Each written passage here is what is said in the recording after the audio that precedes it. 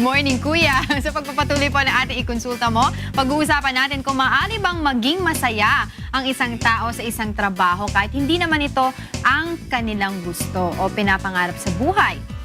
This morning po, makakasama po ulit natin si Ginoong Myron Santa Ana, isang motivational speaker. Good morning! Good morning. Oo. So paano nga ba yun? Kasi di ba sinasabi nila to be successful, you have to fall in love with what you do, with your work. So paano mo yun masasabi sa mga tao na pwede naman pala na maging masaya sa trabaho hindi mo gusto? Well, yes, actually, pwedeng maging masaya kahit hindi mo gusto yung trabaho mo. Pero siguro, let's begin with qualifying yung hindi mo gusto yung trabaho mo. Well, for one, siguro hindi ito yung job na talagang target ng course that you graduated with. Pangalawa is you find the job boring. So, yung tinatawag natin na job-person compatibility or job-person fit. Pero, if or you... maraming office politics, pwede rin. Or pwede rin yun. Pero kasi, ang tatlong bagay para masabi mo na you can perform well or you are productive, yung tinatawag natin na you must be happy, you must be contented, and you must be satisfied. Ngayon, tatlong factors na ito kasi, marami itong pinanggagalingan na aspeto eh.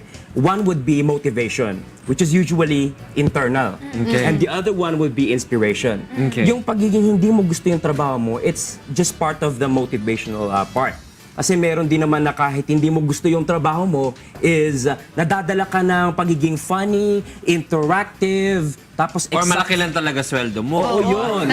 Yung pa isa pang motivation, malaki ang sweldo, so attractive yung compensation. Or maganda benefits yung package. career path mo, di ba? Maganda yung career path, meaning you're being taken care of well by the management. Kahit maliit sweldo. That's correct. Kumbaga, very magaling na leaders and managers yung management. So maganda yung management support. Nandiyan din naman yung mga katrabaho mo. Kabarkada mo na yung yes, kahit katrabaho hindi mo gusto yung trabaho, you always look forward to going back to the workplace kasi andyan yung mga barkada mo na you can confide a lot of things to. Tapos you enjoy being with them, 'di ba? Mapaloob at mapalabas man ng workplace. Tapos nandiyan din syempre yung very comfortable and very conducive to learning and training and development na conditions sa workplace. Kung wala lahat yun, anong gagawin ng isang tao para magstay siya sa job niya na masaya siya, magaang sa loob niya? Well, kung wala lahat ng mga yon, find what motivates you. Kasi yung ibang tao, what motivates them would be, you know, to simply put food on the table for their loved ones, or if they have dreams and aspirations for their partners, for their children, for their mothers, that they owe a lot of things in life too. Then isipin mo lang yung mga tao na yun eh. Kahit hindi mo gusto yung yung trabaho mo, basta yung mga taong yun na minamahal mo sa buhay, nasa isip mo, namomotivate kayo. Kumaga, nagkakaroon ka ng gana eh. Pero ang masabi ko lang sa mga viewers natin, lalo na mga nasa empleyado, na in the long run, you have to find something that you would love and love you back. Kung ang target mo, ang career goal mo ay, you know, to have or to experience career growth and employee development. So dyan papasok yung taking risk. That's correct.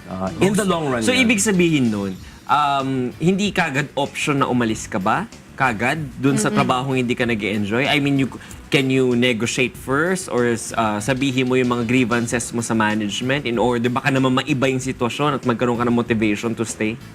That's correct. Nagkakaroon ngayon ng collaboration ng employee tsaka ng management. So, this is one of the things that I tell managers, to be good leaders, you have to sit down with your people.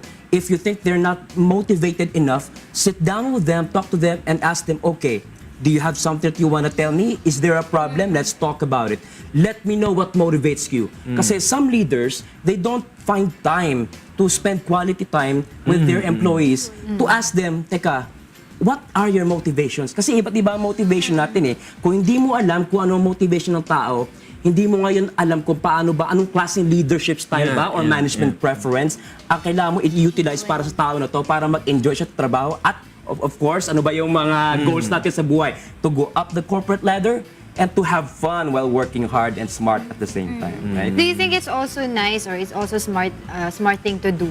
Kung halimbawa kung nag-iisip na nga yung isang tao na umalis sa trabaho niya, maglista siya ng pros and cons or disadvantage and advantages niya being in that work. I highly recommend that. That's good. And one more thing just to add to that is sit down, you know, assess everything, talk to yourself, and write down your vision. Ano ba ang vision? Where do I see myself as early as 5 years to as late as 10 years from now? Ito pala ang gusto kong maging ako after 5 years or 10 years. Now, write down your mission. Pag sinabing mission, ito yung the tasks that you are gonna be using to arrive at your destination.